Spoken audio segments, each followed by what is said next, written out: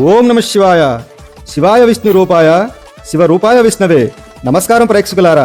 సాధారణంగా మనం మధ్యప్రదేశ్లోని ఉజ్జయిని వెళ్తే గాని ఆ మహాకాళేశ్వరి దర్శన భాగ్యం కలగదు. కానీ మన ఆంధ్రప్రదేశ్లోనే ఇది పవిత్ర గోదావరి నదీ తీరాన రాజమండ్రిలో సాక్షాత్తు ఆ ఉజ్జయిని మహాకాళేశ్వరుడే కొలువై ఉన్నాడన్న నిజం మీకు తెలుసా? అవును, మీరు చూస్తుంది రాజమండ్రిలోని అత్యంత మహిమాన్వితమైన మహాకాళేశ్వర స్వామి ఆలయం. ఈ రోజు మనం ఈ వీడియోలో ఈ క్షేత్రం వెనక ఉన్న చరిత్ర, ఇక్కడి విశిష్టత, అసలు ఈ గుడిని ఎప్పుడు మొదలుపెట్టారు, ఎన్ని రోజులు కట్టారు, ఇక్కడికి వస్తే మనం పాటించవలసిన అత్యంత కఠినమైన నియమాలు ఏమిటి అనే పూర్తి వివరాలు తెలుసుకుందాం. ఈ వీడియోని ఎక్కడ స్కిప్ చేయకుండా చివరి వరకు చూడండి, ఎందుకంటే ఈ ప్రయాణం మీ మనసుకి ఎంతో ప్రశాంతతనిస్తుంది. రాజమండ్రి అణం కళాకేంద్రం వెనుక భాగంలో గోదావరి గొట్టున వెలసిన ఈ ఆలయానికి ఒక ప్రత్యేకమైన చరిత్ర ఉంది.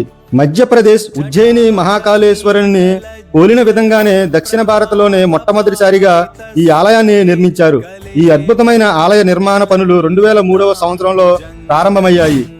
ఎంతో మంది శిల్పులు, భక్తులు శ్రమతో దాదాపు 2 సంవత్సరాల కాలంలో రాత్రి పగులు శ్రమించి ఈ ఆలయాన్ని నిర్మాణ పూర్తి చేశారు. 2005వ సంవత్సరం నాటికి ఈ భవ్య మందిరం భక్తులకు అందుబాటులోకి వచ్చింది. గోదావరి పుష్కరాల సమయంలో ఈ ఆలయ ప్రస్తావం దేశవ్యాప్తంగా గుర్తింపు పొందింది.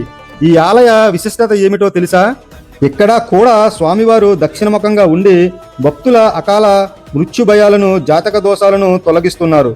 ఇక్కడికి వస్తే మీరు ముఖ్యంగా దర్శించుకోవలసింది గర్భాలయంలోని జ్యోతిర్లింగ స్వరూపం, అలాగే ఆలయ ప్రాంగణంలో ఉన్న స్ఫటికలింగం, సహస్రలింగాలు దర్శించుకుంటే కోటి జన్మల పుణ్యం లభిస్తుందని భక్తులు నమ్మకం. గోదావరి నది వైపు చూస్తూ ప్రశాంతమైన వాతావరణంలో జ్ఞానం చేసుకోవడానికి ఇది ఒక దివ్యమైన ప్రదేశం. ఇక ఈ ఆలయానికి సంబంధించి చాలా మందికి తెలియని అత్యంత పవిత్రమైన ఒక రహస్యం ఇప్పుడు మీకు చెప్పాలి. మధ్యప్రదేశ్లో ఉజ్జయినిలో లాగానే ఈ రాజమండ్రి మహాకాళేశ్వర ఆలయంలో కూడా ప్రతిరోజు తెల్లవారుజామున స్వామివారికి భస్మాభిషేకం మరియు భస్మహారతి జరుగుతాయి. ఈ దివ్యమైన పూజను చూడాలన్నా, ఇందులో పాల్గొనాలన్నా చాలా కఠినమైన నియమాలు పాటించాలి. ఈ పూజకు వచ్చే భక్తులు తెల్లవారుజామునే పవిత్ర గోదావరి నదీ తీరంలో స్నానమాచరించి కేవలం సాంప్రదాయపు తెల్లటి మడిబట్టలు, గోవతి మాత్రమే ధరించి ఆలయం లోపలికి ప్రవేశించాలి.